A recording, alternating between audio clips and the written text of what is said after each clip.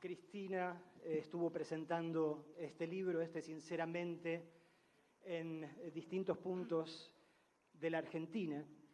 Y en cada sitio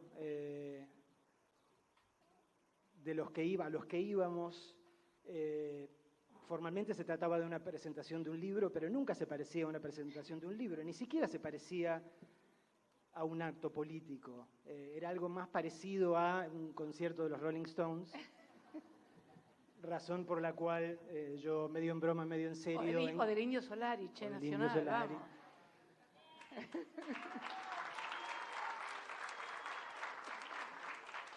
Por esa razón, yo medio en broma, medio en serio, en cada lugar donde Cristina presentaba este libro, que fue un fenómeno político y un fenómeno editorial también, no solo del año pasado, sino diría de los últimos 4 años en la Argentina, para no mirar más atrás.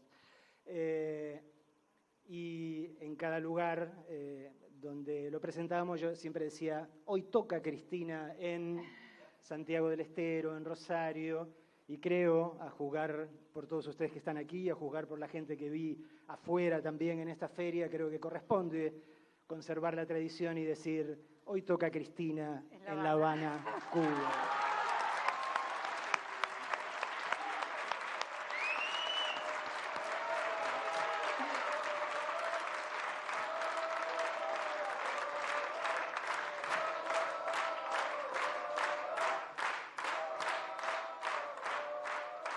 Sin duda alguna, esta no puede no ser una presentación excepcional del libro. En primer lugar, porque es la primera presentación internacional de Sinceramente, aquí en Cuba. Y en segundo lugar, porque es la primera presentación de Sinceramente después de que fuiste electa junto con Alberto y después de que asumiste como vicepresidenta de la Nación Argentina.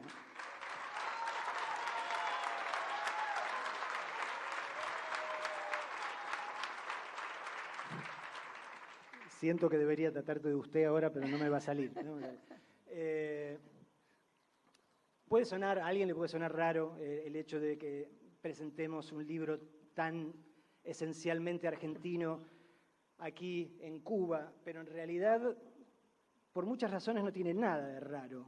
Sinceramente, y Cuba tienen muchos puntos de contacto, empezando por el hecho de que el primer capítulo del libro, Sinceramente, que en realidad es el último que terminaste de escribir, ¿no? Sí. ¿Lo terminaste aquí? Sí. La verdad que cuando presentamos el libro por primera vez, que todavía Marcelo no se había incorporado, lo presentamos en la Sociedad Rural, en la Feria del Libro también, en la Feria del Libro argentino, en la Sociedad Rural. Yo comenté en aquella oportunidad que, bueno, que esta experiencia que tenía como escritora y que era la primera experiencia, me hizo comprobar que en realidad los libros terminan independizándose del que los escribe. Es como que uno empieza y piensa que va a escribir, bueno, voy a escribir sobre esto.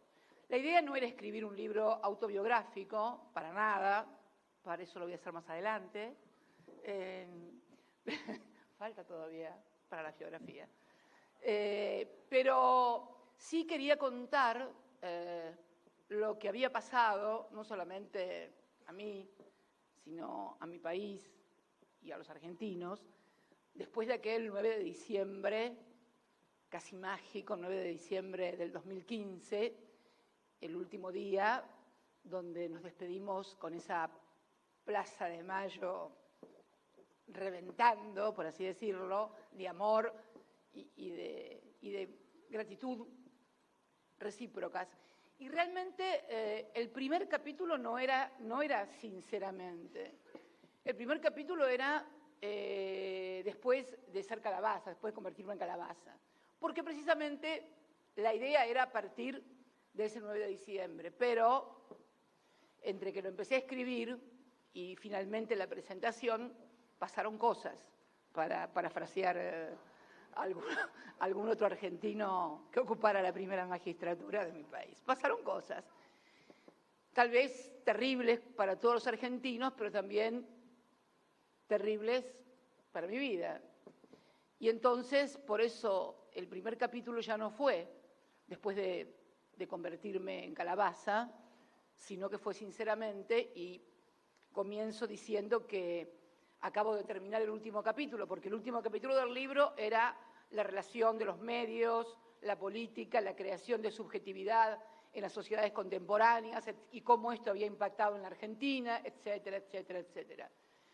En el medio, bueno, se había desatado lo que se desató en la Argentina contra quienes éramos realmente opositores al régimen macrista, y yo empiezo ese último capítulo, que en realidad se torna en primer capítulo con el título de Sinceramente, contando que hoy 12 de marzo comienzo a escribir este capítulo, y era con motivo de que tenía que viajar aquí a La Habana en marzo. Mi hija Florencia había viajado para hacer un curso de guiones cinematográficos en la Escuela de San Antonio de los Baños en febrero, el 17 de febrero. La próxima semana, el próximo lunes, no este, el otro, va a ser exactamente un año que Florencia está aquí en La Habana. Y entonces empecé a escribir ese capítulo en el comedor diario de mi casa en Juncal, Uruguay, en Capital, y lo terminé de escribir aquí en La Habana.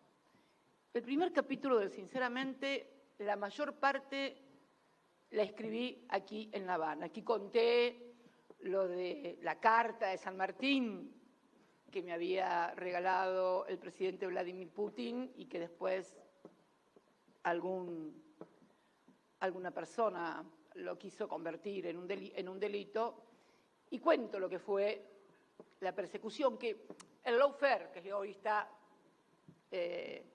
siendo comprendido por lo menos cada vez más por las sociedades, y que en América Latina tuvo un capítulo muy especial y en la Argentina tuvo un capítulo más especial aún. Porque ese lawfare, ese perseguir a los opositores políticos de un gobierno a partir de los aparatos judiciales, en la Argentina adquirió una característica adicional, porque todos sabemos lo de Lula, lo de Rafael Correa, o lo de Evo ahora recientemente, pero que tiene otras componentes. Pero aquí, en la Argentina, tuvo un componente mafioso el lawfare. Ir contra la familia también. Las mafias normalmente apuntan también a las familias. Y bueno, el componente mafioso del lawfare en la República Argentina se tradujo en la persecución a mis hijos, pero especialmente a Florencia. Tal vez por verla vulnerable, tal vez porque advirtieron por mi vida cotidiana que era un lugar muy especial para mí y donde podían realmente horadarme, porque claro, era muy simple ver cómo era mi vida. Yo iba permanentemente, cuando estaba en Buenos Aires, a verla a ella, a su hija, a mi nieta Elena, y entonces, y además una chica sola, una madre soltera, sola, con su hija. Creo que vieron un lugar donde podrían doblegarme, donde podrían, en fin, hacer las cosas que ellos saben hacer también. Debe ser ese componente mafioso, los ancestros de quien fuera, como denunció un conocido periodista en el diario de Página 12, cuando habló de la dragueta italiana. Mafia calabresa. Deben ser esos ancestros. Bueno, y en definitiva esto fue lo que pasó. Florencia hoy está aquí, y yo también quiero muy especialmente agradecer al gobierno, a las autoridades de Cuba, a los profesionales médicos de Cuba, excelentes. O sea, la fama de la medicina cubana y de la humanidad de los médicos de Cuba la tienen muy bien ganada, porque realmente, como madre, acá ya hablo tuve la experiencia fantástica de que fuera diagnosticada adecuadamente. Bueno, y hoy la verdad que está muchísimo mejor. Y si tengo que agradecerlo...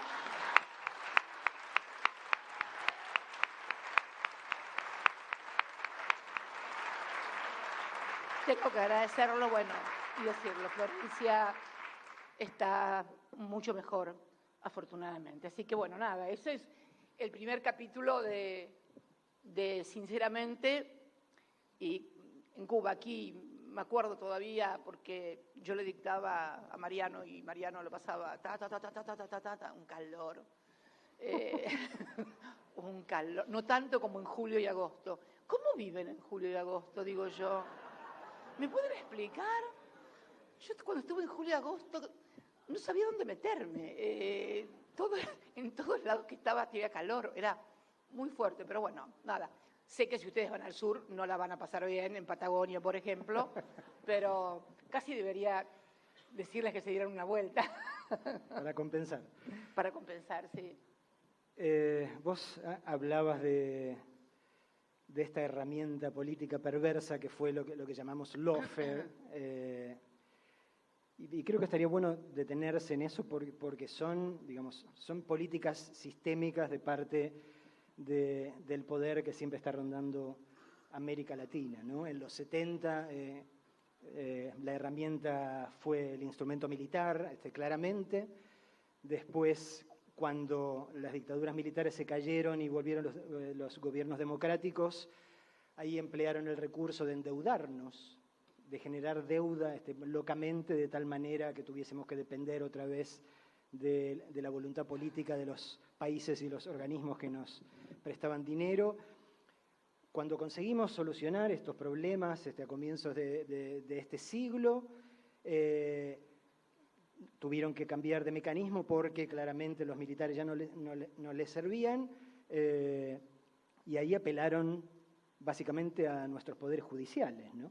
Como ya no podían decir, porque bueno, estábamos hablando de gobiernos electos democráticamente, que ampliaban, que garantizaban los derechos, que ampliaban derechos a sectores de la población que nunca los habían recibido. Vos sabés que eso que estás diciendo es muy interesante porque uno puede observar claramente cómo se modifica la sistémica o la metodología, pero el objetivo es siempre el mismo. Es cierto lo que vos decís, durante las dictaduras militares que no solamente asolaron la Argentina, sino, en fin, todo el continente, durante lo que fue la denominada vigencia de la doctrina de seguridad nacional, que presuponía que había que detener el avance del comunismo. Teníamos el mundo dividido en bloque este, bloque oeste, y ahí se utilizó a las Fuerzas Armadas de los distintos países para la represión de los disidentes, de los militantes políticos disidentes,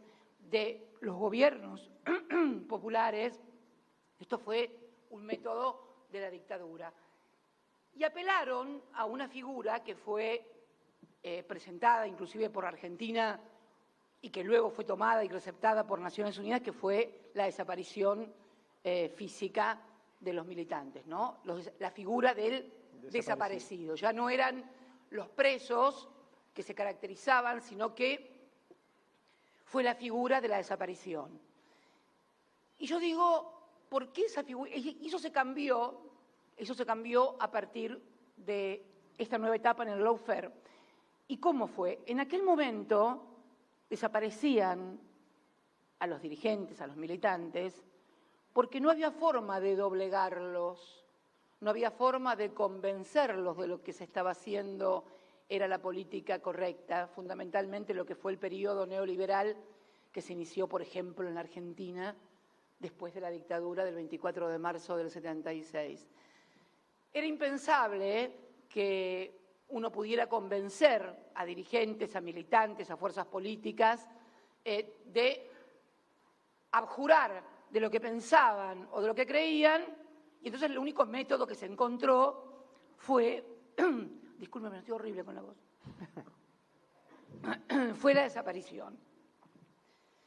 Ya después, en el posmodernismo, que es en realidad donde se desarrolla el lawfare, ya no era necesario desaparecer a dirigentes políticos que pensaran diferente o que constituyeran un peligro para las ideas del establishment, porque se lo invalidaba políticamente a partir de la condena mediática primero y luego la confirmación en lo judicial de lo que primero se había instalado mediáticamente.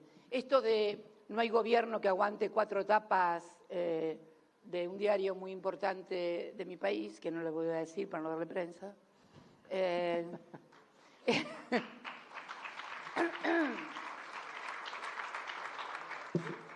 realidad se sustituyó aquella desaparición física por la supresión o desaparición mediática de la estigmatización. Eso fue lo que intentaron hacer conmigo, claramente. Condenarme socialmente, aislarme, de modo tal de que no fuera un peligro para lo que querían hacer y venían a hacer. Así, de la misma manera que el 24 de marzo de 1976 vino un Martínez de Oz para instalar el neoliberalismo en la Argentina y comenzar el periodo de endeudamiento, y acá sí está el tema de fondo, como siempre la economía, money, como siempre. En aquel momento, el 24 de marzo del 76, había que clausurar una Argentina que había optado claramente con dificultades, con problemas estructurales sin resolver, pero que había optado por un modelo de producción de trabajo, un modelo de industria, y se instaló el modelo financiero a partir, bueno, sobre todo de Martínez de Oz, la ley de reforma de entidades financieras, etcétera, etcétera. Y comenzó un periodo de endeudamiento, de un promedio de endeudamiento por año de más de 10.000 millones de dólares por año. Esto fue la dictadura militar. Y después de muchos problemas que hubo, el gobierno del presidente Alfonsín, que intentó hacer algo diferente y no pudo. No viene el caso ahora que analicemos los motivos, pero la verdad que intentó hacer algo diferente. Y después, nuevamente, la instalación de un modelo neoliberal, esta vez a través de los votos populares, pero realmente el proceso que habíamos iniciado en el 2003 hasta el 2015 era un proceso de industrialización creciente, un modelo donde se valoraba el trabajo, donde la gente podía progresar y también nos desendeudamos. No te olvides que Néstor paga al Fondo Monetario Internacional y por primera vez desde 1956 la Argentina no está sometida a las condicionalidades del fondo, al FMI.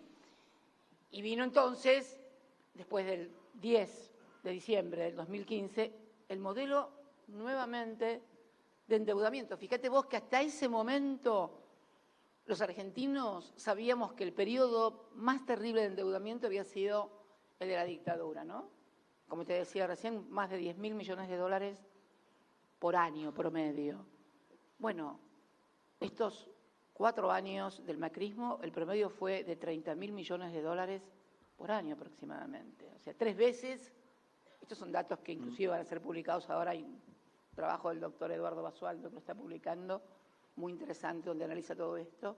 Y entonces vemos que, y además, nosotros habíamos dejado el 10 de diciembre el país con 0 peso al Fondo Monetario Internacional. Nos habíamos independizado de esa auditoría condicionante de modelos de desarrollo productivo que impedían esto. Y 4 años después nos entregan el país con una deuda de 44.000 millones de dólares al Fondo Monetario. Nunca en toda la historia de nuestra adhesión al fondo, después del golpe militar del 55, pero no quería claramente, la Libertadora ingresa al Fondo Monetario Internacional, pero nunca, ni con gobiernos militares, ni con gobiernos nunca se había debido al Fondo Monetario Internacional una suma de esta magnitud. Digamos también que nunca el fondo le había prestado a ningún país una suma similar. O sea, estrenos, fue estreno y novedad a 2 puntas, del que prestaba y del que recibía. Eso no fue casual, no fue casual. Entonces, claramente, ves que hay un ciclo nuevamente de endeudamiento fenomenal, mucho más grave que el de 2003. Que el 2003 teníamos una deuda con el Fondo Monetario de 10.000 millones de dólares, que fue lo que pagó. Néstor llegó a pagar 9.900, si mal no recuerdo. Ahora estamos en el orden de los 44.000 millones de dólares. Y un crecimiento del endeudamiento, no solamente en montos, sino en plazos y vencimientos. Los vencimientos se suceden de a 30.000, de a 40.000 millones por año.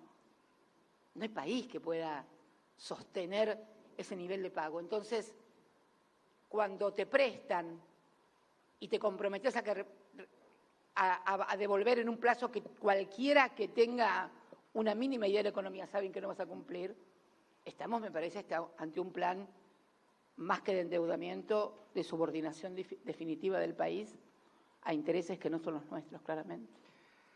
Pero bueno, en general sabemos a los intereses a los que nos enfrentamos, que son siempre los mismos, cambian las figuritas, cambian los nombres, pero las intenciones son siempre las mismas. Pero, digamos, en general siempre inventan una receta nueva. Cuando agotaron la receta militar, inventaron el endeudamiento. Cuando se les acabó lo del endeudamiento, inventaron lo del lawfare.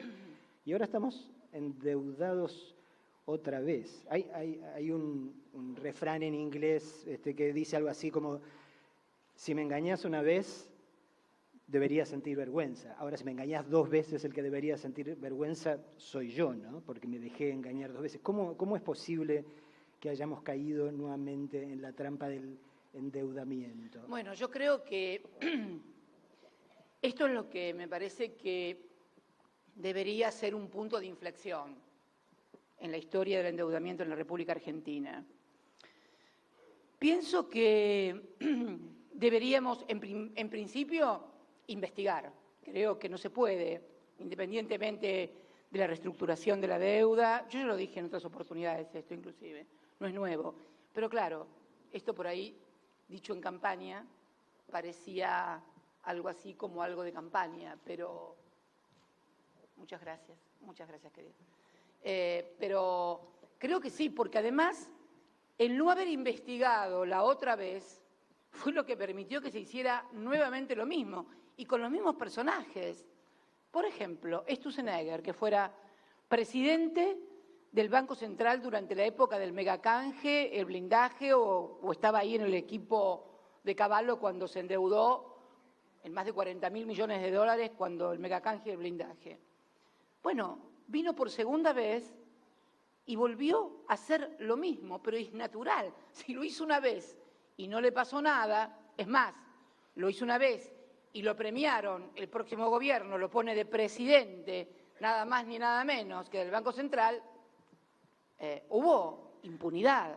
Y ahora por segunda vez, Sturzenegger, más Caputo, más Duhovne and Company, volvieron a hacer exactamente lo mismo.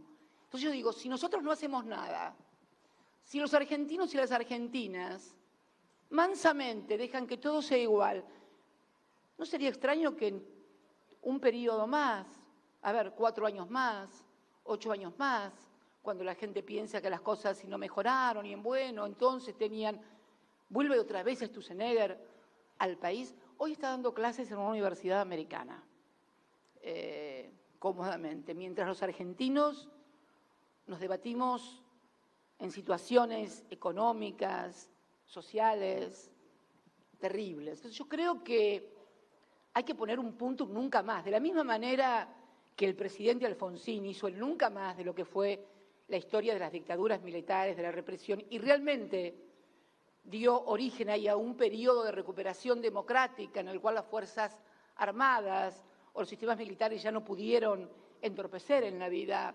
política argentina.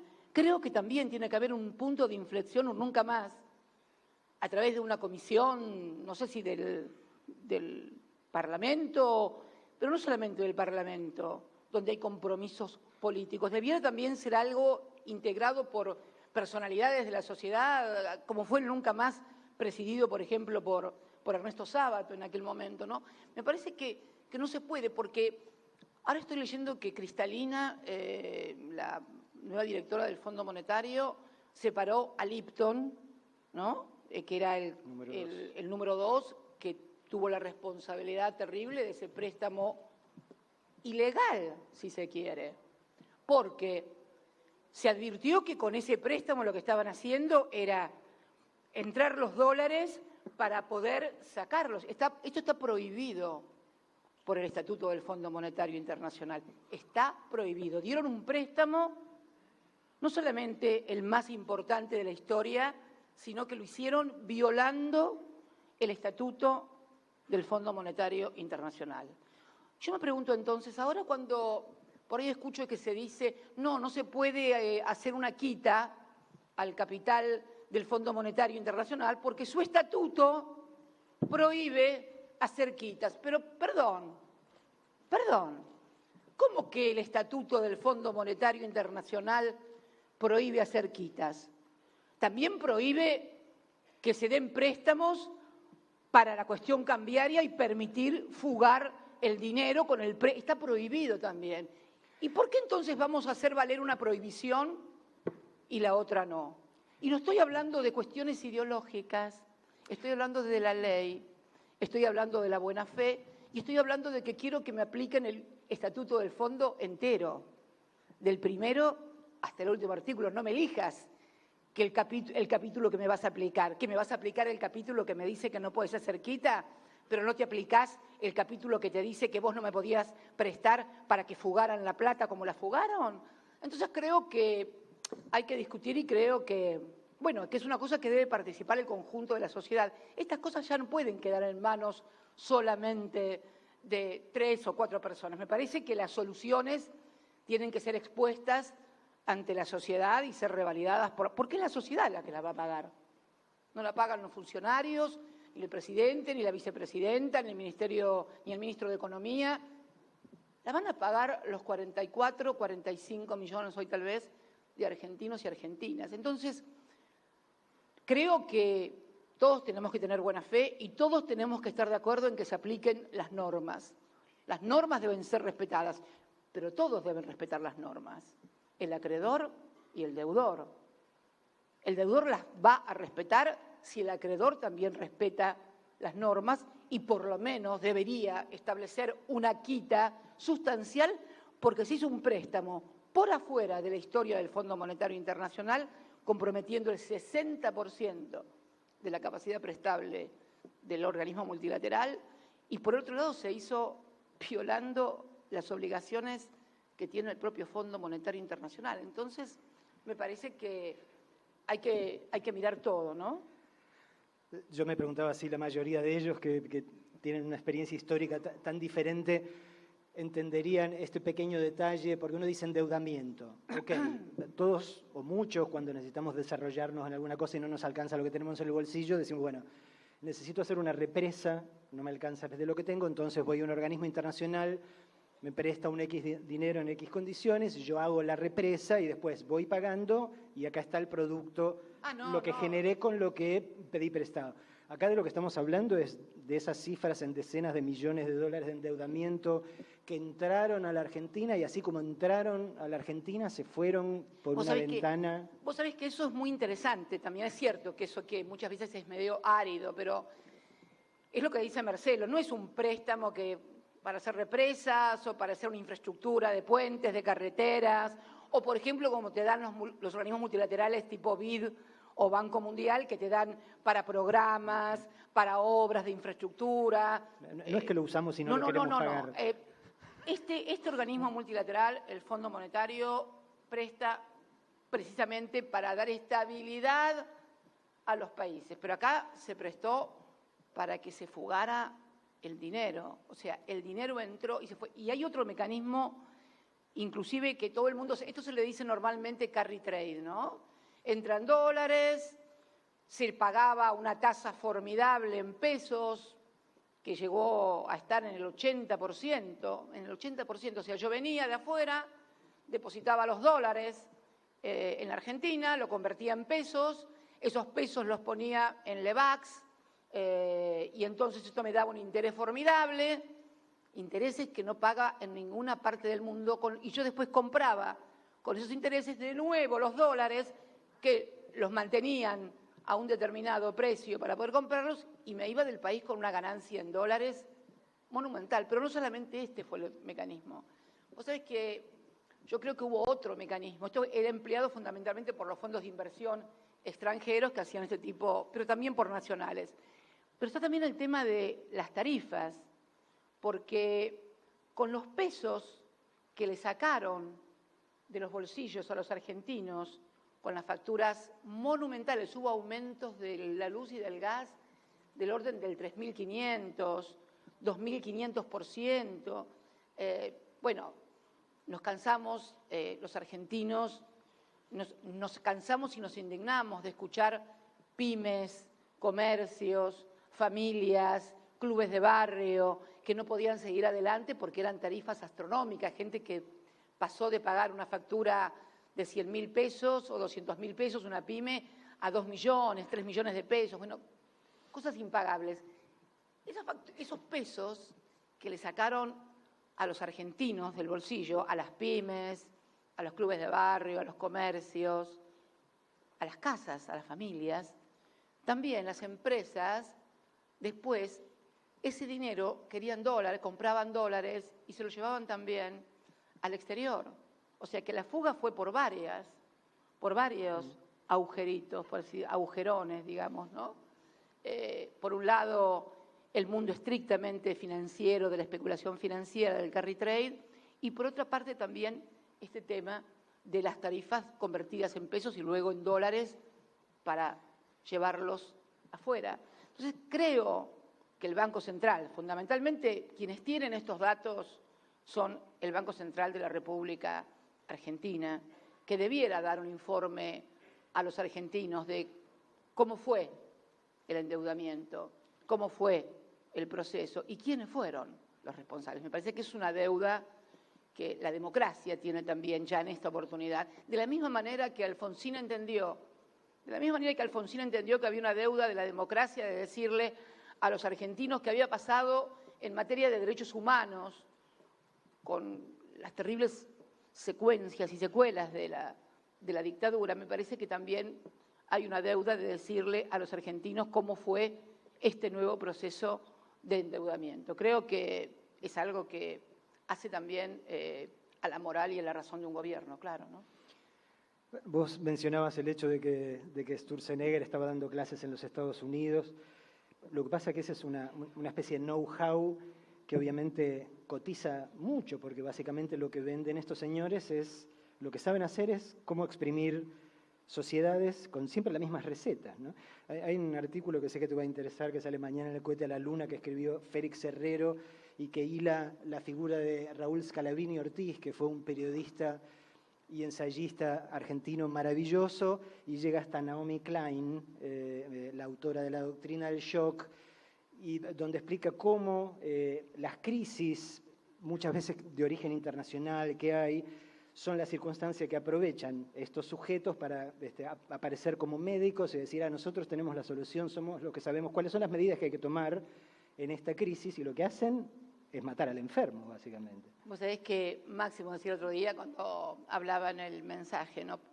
Cuando se discutió la ley de reestructuración de la deuda, de dar facultades al gobierno para que la reestructure. Hay un libro también muy interesante, Economistas contra la Democracia, que habla precisamente de los que vuelven a perorar después, cada 4 o 5 años. Es como un reciclaje que hacen, ¿no? Un revival en donde vuelven y peroran. También tenés gente que tampoco es estigmatizante pertenecer a una universidad extranjera, al contrario. De hecho, nuestro ministro de Economía, Martín Guzmán, que es discípulo de Stiglitz, de Joseph Stiglitz, también enseña en una universidad americana. Convengamos que en ese sentido me parece que no hay que colocar en la cuestión académica la responsabilidad, porque nadie fue a pedir el voto a ninguna academia, el voto se le pide a las sociedades, por lo tanto las responsabilidades son de carácter estrictamente político. Pero sí, Lo que pasa es que es todo un sistema, Marcelo. Es un sistema de medios de comunicación que son los que presentan a las voces autorizadas, como que saben de qué se trata, como si fuera la economía una ciencia oculta en la cual los gurúes o los brujos de la tribu explican realmente a la gente lo que tiene que hacerse. Pero en realidad creo que hay atrás de todo esto un mecanismo que ha dado mucho resultado y que ha sido, por lo menos en la historia de la República Argentina, el endeudamiento, uno de los, si no, tal vez, el problema estructural más terrible que ha tenido la Argentina y que viene desde Bernardino Rivadavia, la Baring Brothers. Creo que el otro día cuando se discutía esto en el Parlamento hubo una muy buena exégesis de muchos legisladores. Uno también por allí escucha, ¿no?, algunos discursos como si no hubieran tenido nada que ver con el mundo o decir mentiras directamente, ¿no?, en cuanto a endeudamiento y en cuanto a cosas, pero bueno. Creo que lo importante es que ahora podamos tener un diagnóstico de lo que pasó y fundamentalmente que lo que se haga sea respetando lo que se dijo durante la campaña, ¿no? Y creo que en ese sentido tenemos claro que no podemos pagar si no nos dejan crecer y no podemos crecer si el Estado no inyecta fondos a la economía. Esto tiene que quedar muy claro.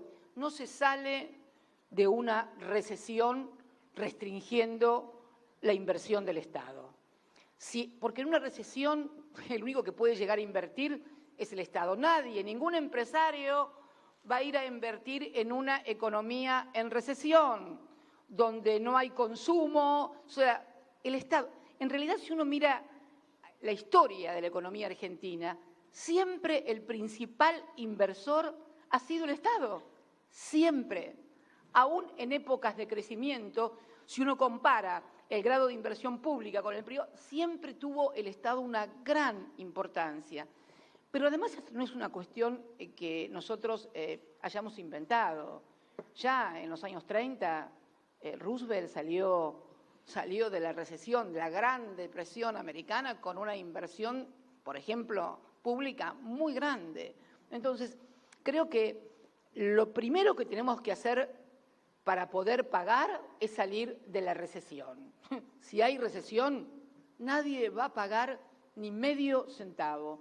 Y se sale de la recesión con una gran inversión por parte del Estado, que además creo que, dadas las características de lo que está pasando en la Argentina, con problemas hasta ahora que creíamos haber dejado de lado, me parece que es una decisión política que hay que tomar. Y creo que también devolverle la capacidad de consumo a la gente. Yo decía, te contaba recién de las tarifas públicas. Bien, estas tarifas tienen que ser revisadas integralmente desde el año. Yo quiero saber si todos los aumentos que se dieron, cuando vas a hacer un aumento tarifario, vienen las empresas, te dan un plan de inversiones, te dan una serie de presupuestos económicos de la propia empresa y de la economía en general, porque se van a cumplir. Bueno, hay que ver si todos los presupuestos sobre los que se decidieron las revisiones integrales tarifarias de enero del 2016 a la fecha han sido correctas, si las inversiones han sido hechas, para entonces saber que tener el piso, el punto de partida de lo que se está demandando es lo correcto, teniendo en cuenta además lo que ha dicho también la Corte en cuanto a que las tarifas deben ser justas, razonables y sobre todo que se pueden pagar, porque para que una tarifa sea justa se tiene que poder pagar. Si la gente no las puede pagar, no es una tarifa justa. Lo que pasa es que lo que vos estás diciendo nos lleva al lugar de, para que esto ocurra, para que esté la revisión que habría que hacer, deberíamos contar con un poder judicial. No, en absoluto no. No, como dice Lenita, no. Al contrario, hace muy poco aprobamos una ley de... divertémonos un poco también, porque si no es una pálida total, ¿viste? Salimos de acá y nos tiramos por el malecón al mar, ¿viste? Nos suicidamos todos en masa, cual en las Guyanas, como te acordás, Smith, en la Guyana, ¿cómo era Jim? Sí, James Jones. Sí, Jones, en Guyanas. No, nos tiramos todos por el malecón. No, en realidad se aprobó una ley de emergencia, que la aprobamos con las mayorías necesarias en el Parlamento, y se decretó la emergencia económica, sanitaria, energética, tarifaria. O sea, tenemos los instrumentos legales para poder hacerlo y además también se facultó al Poder Ejecutivo para intervenir los organismos de regulación, tanto de electricidad como de gas. No. Se cuentan con todos los instrumentos para poder hacer una revisión tarifaria que realmente le devuelva a los argentinos la confianza de que cuando votan y se les dice que vamos a hacer tal cosa, se van a hacer. Y yo estoy convencida que se van a hacer porque hemos hablado con Alberto y él tiene ese compromiso ante la sociedad y lo va a cumplir, no tengo dudas.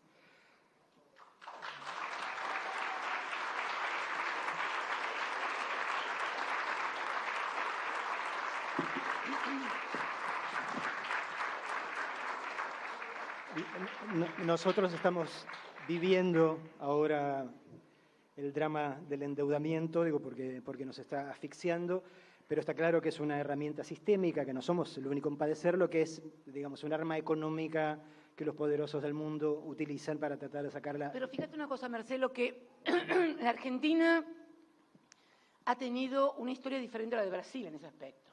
Por ejemplo, Brasil no tiene firmado ningún tratado bilateral.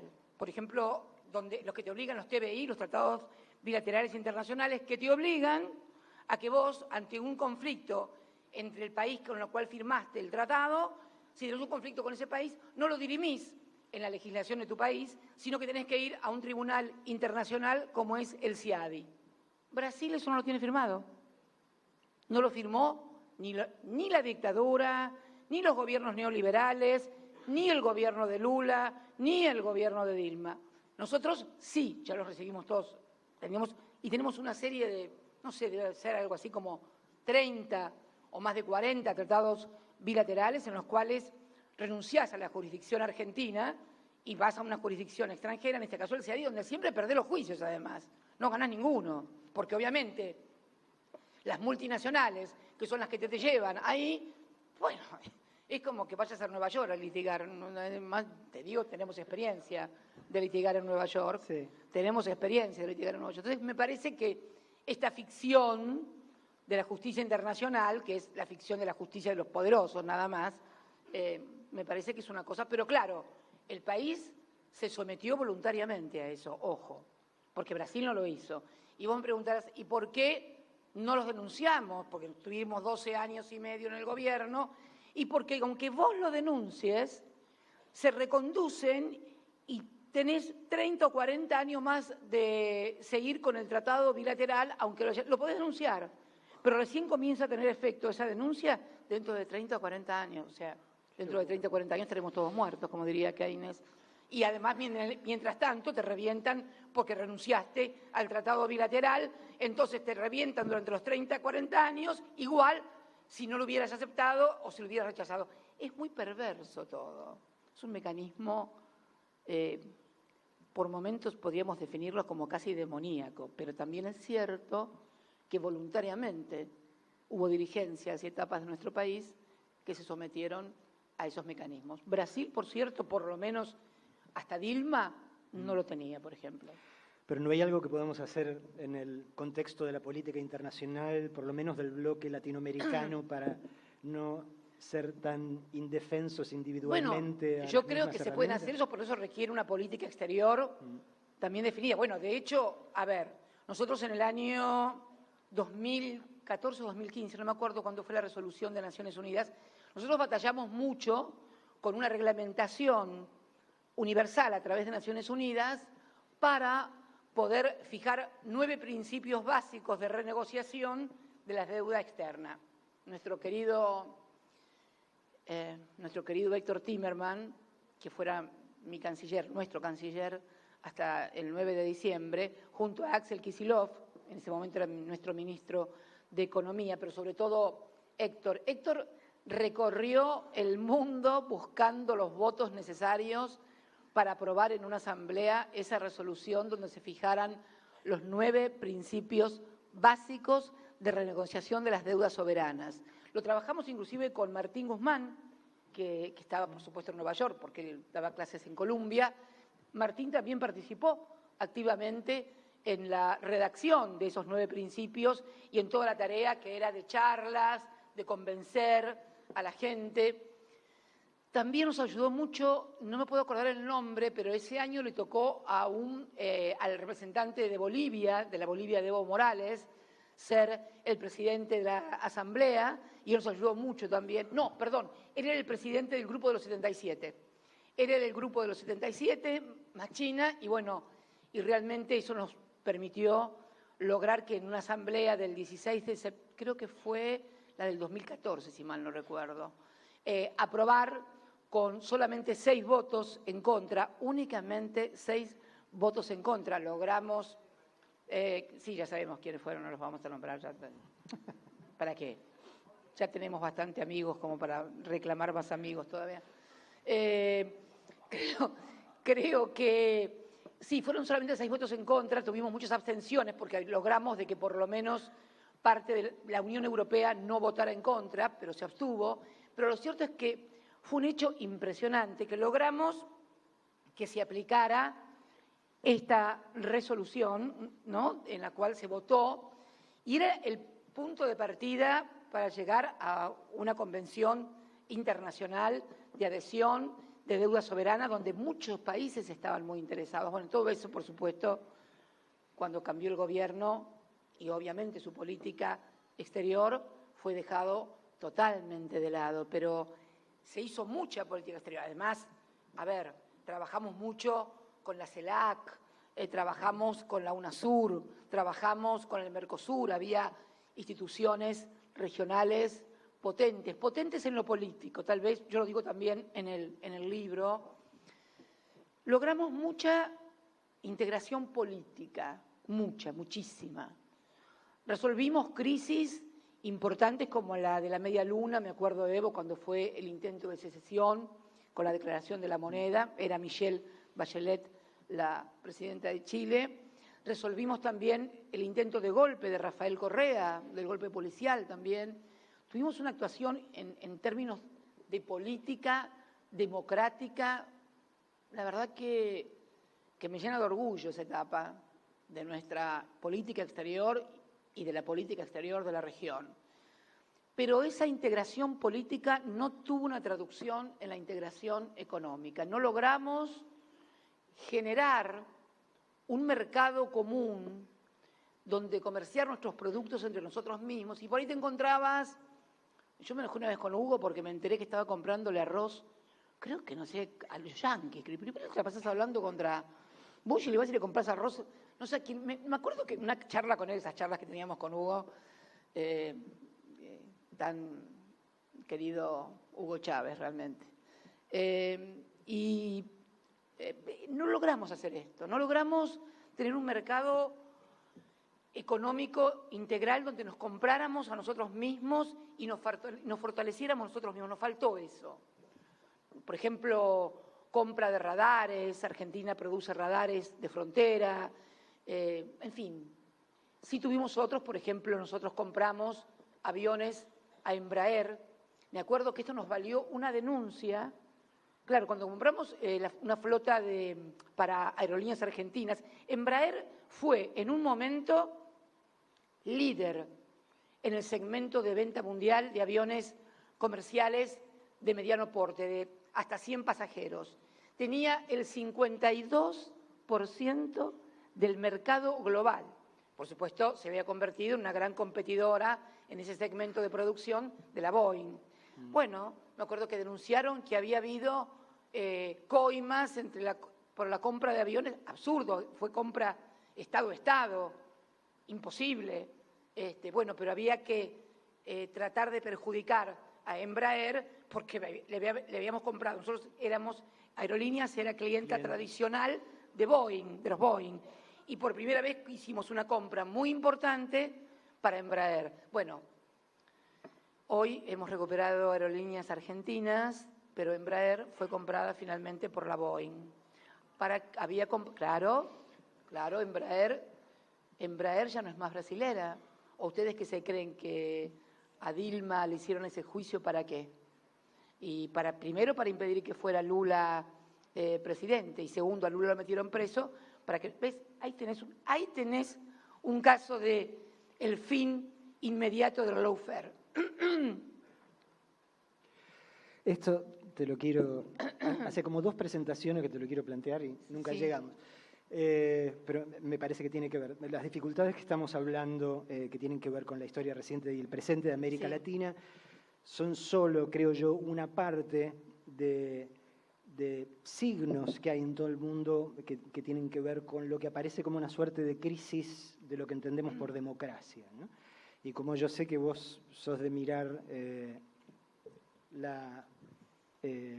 escenario más amplio posible y de pensar en términos de futuro, te quería preguntar eso. Digo, ¿cómo ves el fenómeno de la democracia que está tan bastardeado por eso? Y no solo en nuestros países, digo, venimos... Sí, en Europa. Venimos, y en los Estados Unidos, venimos del presidente que acaba de ser exonerado del impeachment, de su juicio político, y que se reía políticamente, se reía públicamente, no políticamente, diciendo: yo sé que voy a salir libre porque la información que necesitan para condenarme la tengo yo y no se las voy a dar.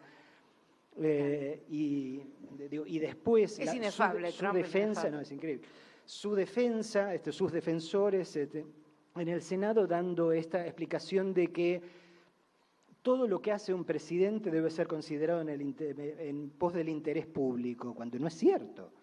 Digo, los presidentes y presidentas pueden hacer cosas que solo están planteando su propia conveniencia, no el interés de las mayorías. Esto es un argumento más digno de una monarquía que de una democracia. Digo, ¿cómo ves la salud de la democracia en el mundo? Primero, algo para nuestro país. Ustedes saben, quiero contarles que hay un argumento, hay una historia de una grieta en la Argentina que recorre, y entonces que la división, que la grieta. Y Miguel, tú, Bruno, que estuvieron en la asunción de Alberto y mía el 10 de diciembre, vieron todo lo que se escribió, ríos de tinta, millones de fotografías, de una carita que yo hice cuando... que no la hice realmente. Las caritas de Cristina.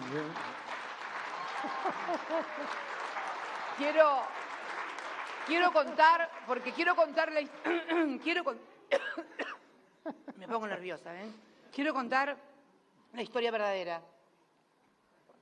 En realidad, cuando me extendió la mano, debo ser sincera, sí, para explicar un poco por qué esa cara, que no es que la puse, me salió. Me salió. Pero voy a explicar por qué me salió esa cara. Porque uno debería ser, 8 años presidenta, cuántos legisladoras, podrías controlar un poquito los gestitos y las miraditas. Pero ¿qué pasa? Cuando él me extendió la mano, quiero contarles que por un instante pensé en no dársela. O sea, por la cabeza mía, aunque usted en segundos, pensé, ¿se la doy? La verdad que no se la quería dar. Pero porque no soy hipócrita. No soy hipócrita. La verdad que después de todo lo que había hecho contra mí, contra mi familia, me parecía casi un gesto de hipocresía. Yo no soy de las personas que si no te quiero... te hago la sonrisita, te abrazo, no te digo nada, pero tampoco finjo. No me gusta fingir, en definitiva. Nada, no me gusta, mis sentimientos son mis sentimientos y los respeto, me respeto a mí misma. Pero bueno, es la cuestión que cuando extiende la mano, yo le digo, pensé milésimas, yo no se la doy, no se la doy, pero ¿qué van a decir? Y ya mañana va a ser un escándalo que no le diste la mano, y bueno, y que esto y que no le diste la mano, y mirá, viste que es una porquería, una bruja no le da la mano, mirá, vos te das cuenta que esto, y me imaginaba a todas esas mujeres diciendo, viste que no le doy la mano, que esto y que el otro, y digo, no. Bueno, agarré y le di la mano, pero bueno, mientras pensaba todo eso, la cara se me iba transformando, y entonces ese es el resultado de la cara.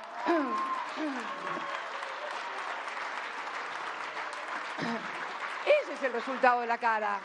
Pero lo que veo es lo siguiente. Bueno, con esta cuestión de la grieta y que todos tenemos que ser amables, el sí, bueno, todo está bien, me olvido todo lo que me hiciste, lo que me dijiste, que esto y lo otro. Ustedes vieron en mi país, no acá, afortunadamente no acá, hay muchos admiradores de lo que pasa en el gran país del norte. Quisieran ser como ellos, quisieran vivir ahí, en fin, etcétera, etcétera, etcétera. Y entonces siempre lo ponen como modelo de lo que... no puedo con mi voz. Como modelo de lo que hay que hacer. No, mi amor, gracias. Gracias por la pastillita. Siempre nos ponen como modelo de lo que hay que hacer. Y resulta que ustedes vieron el otro día el discurso de Trump en la Unión.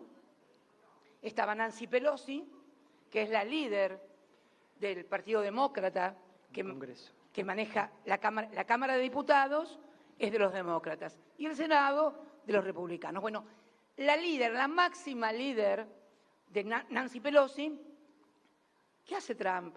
No solamente no le da la mano, le da vuelta el cuerpo, la cara. Faltó, bueno, no voy a decir ninguna cosa fuera de lugar. O sea, ¿y qué hizo Nancy Pelosi? Le rompió el discurso. ¿Ustedes se imaginan eso en la Argentina? Que yo hubiera agarrado el discurso, no sé, no tenía ningún discurso, no sé, hubiera agarrado el bastón y lo hubiera tirado, hubiera agarrado la banda presidencial y hubiera hecho algo. Increíble. Bueno, ¿ustedes escucharon algún comentario a los argentinos, no? Le pregunto esto porque acá en Cuba obviamente que no, pero acerca de la grieta, pero ¿se dan cuenta de lo tilingos que somos los argentinos? No, sí, yo creo que, y me incluyo porque uno también a veces tiene esas cosas de tilinguería, de adoptar comportamientos, frases o cosas que te imponen como modo de pensamiento y de actuación. Todos tenemos algo en un momento, aún aquellos que nos creemos súper bien formados, súper bien informados. Y yo veía y digo, mira, en la Argentina los ríos de tinta que hicieron con la foto mía, memes, de todo, y mira lo que pasa en la Unión. El tipo le da vuelta la cara, se pone de espaldas, no la mira, y la mina agarra y le rompe el discurso. No sé, nos hubieran excomulgado a nosotros, decimos algo así en Argentina. Entonces, yo creo que es hora de dejar de ser un poco tilingos y asumir lo que somos, lo que sentimos, y también sentirnos orgullosos de lo que somos y lo que sentimos. Yo me siento orgullosa de pensar como pienso, de ser como soy, porque si además pensara que está mal lo que hago, obviamente no lo haría. Entonces creo que, bueno, nada, quería decir esto como un modo de introducción con el tema de la famosa grieta, pero la verdad que si hay grieta en la Argentina, en Estados Unidos, no sé qué hay entre los republicanos y los demócratas. Pero vos ibas a otra cosa, me preguntabas de la democracia. Vos sabés que en el año, yo no me acuerdo si fue el 2016 o 17, di una charla ante el Parlamento Europeo que me habían invitado el grupo de legisladores de izquierda del Parlamento Europeo, y hablé de ese tema de la democracia. Y la democracia tal como está organizada en todo Occidente, por así decirlo, con un parlamento, la división tripartita de poderes que nos viene de la Revolución Francesa, o sea, el poder judicial, el poder legislativo, el poder ejecutivo. Y si vos ves por lo menos la Constitución de nuestro país, que es muy parecida a la Constitución de Estados Unidos, casi idéntica, ves esta organización tripartita del poder. ¿Y qué es una Constitución? Es la que regula y organiza cómo vive una sociedad, cuáles son las obligaciones. Entonces vos podés hoy mirar la Constitución de la Argentina y vas a ver todo lo que puede hacer o no puede hacer un presidente, todo lo que pueda o no hacer un poder ejecutivo. Pero resulta ser que con el correr de los siglos, desde 1789 a la fecha, han surgido otros poderes. Aquella forma constitutiva era cuando se cae el ancien régime, cae la monarquía, cae el clero, cae la nobleza, la aristocracia, entonces se sustituye por el pueblo en la legislatura, por alguien que gobierne y por alguien que garantice los derechos y libertades de los ciudadanos frente a lo que puede ser el exceso del poder legislativo o del poder ejecutivo, que se erigen en esa Francia revolucionaria como el gran poder después de la caída de la aristocracia, de la monarquía y del clero. Pero claro, en estos 200 y pico de años han surgido otros poderes que no están regulados en ninguna constitución. Las multinacionales, el poder económico, los medios de comunicación, una serie de factores que no existían en la Revolución de 1789. Esa fue contra lo que existía, contra el poder constituido.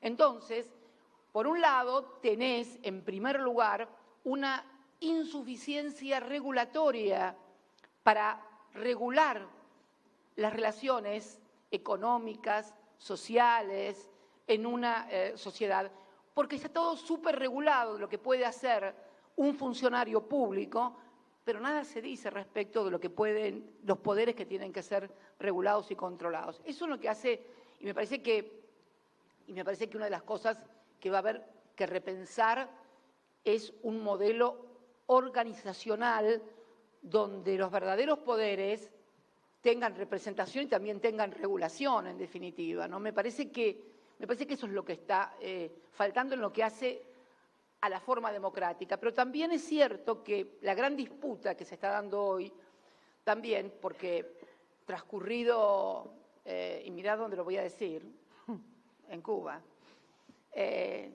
la otra vez creo que lo charlé cuando estaba con Miguel, con Bruno y con Raúl. Yo creo que hay una gran discusión que es la gran discusión inmediata, es quién conduce el proceso capitalista de producción. Yo creo que a esta altura del debate el modelo de producción de bienes y servicios, en lo que hace a la producción de bienes y servicios, a la tecnología incorporada y todo lo demás, convengamos que las formas capitalistas son las que han demostrado mayor grado de eficiencia en la producción de bienes y servicios, por lo menos mayor eficiencia tecnológica, mayor eficiencia económica, etcétera, etcétera. La gran disputa que yo observo entre lo que podría ser hoy bajo el paraguas o las formas aparentes de una guerra comercial, creo que hay algo más que una guerra comercial también entre Estados Unidos y China, por ejemplo. Yo veo que hay también una disputa de modelos de... A ver, el modelo americano, el capitalismo lo conduce el mercado. En el modelo chino, la forma de producción capitalista la conduce el Estado, asociado también con empresas o con particulares, pero ¿quién conduce el proceso capitalista? Me parece que es de la gran disputa que todavía no aflora, que no se explora, no se investiga, pero me parece que la gran disputa va a ser si la conduce el mercado, que por supuesto no tiene responsabilidades con nadie, nada más que con los que tienen máximas ganancias, o la conduce el Estado, que tiene responsabilidad con miles de millones que son los que tiene que conducir. En China esto se da muy claramente porque en un país donde hay 1.500 millones de personas, imagínate si el mercado condujera esto, seguramente no tendríamos esta China potente que tenemos hoy, que disputa y que ha pasado. No hay un proceso de inclusión capitalista más grande que el que ha llevado China en apenas desde el 49 a la fecha. Díganme en qué lugar del planeta, de acá están diciendo que soy pro-China, olvídate. No, pero es interesante observar estas cosas. Vos vas, por ejemplo, a Estados Unidos y encontrás por allí, en el Estados Unidos profundo, pobreza, hay excluidos, bueno, el famoso, esta película que ha causado, esa que hiciste una excelente crítica vos, la de Joaquín Phoenix. Ah, el Joker, el Guasón. Joker, bueno, en realidad yo todavía no la pude ver, pero por lo que pude leer de tu crítica, es un alegato contra la exclusión y los excluidos muy fuerte del sistema. Entonces, China ha incorporado a razón de 30, 40 millones de chinos por año de la China rural, atrasada y demás, a un modo de producción capitalista. Creo que esa es la otra discusión. Me parece que va por los dos andariveles y que no son excluyentes, al contrario, creo que son absolutamente complementarios y paralelos también, que tiene que ver, aunque las paralelas nunca se juntan, pero bueno, pero tiene que ver con esto, ¿no? Con el modelo, quién conduce el proceso económico y de qué instituciones nuevas, de qué representaciones nuevas dotamos a las constituciones o a las organizaciones de la sociedad. Me parece que ahí está la clave.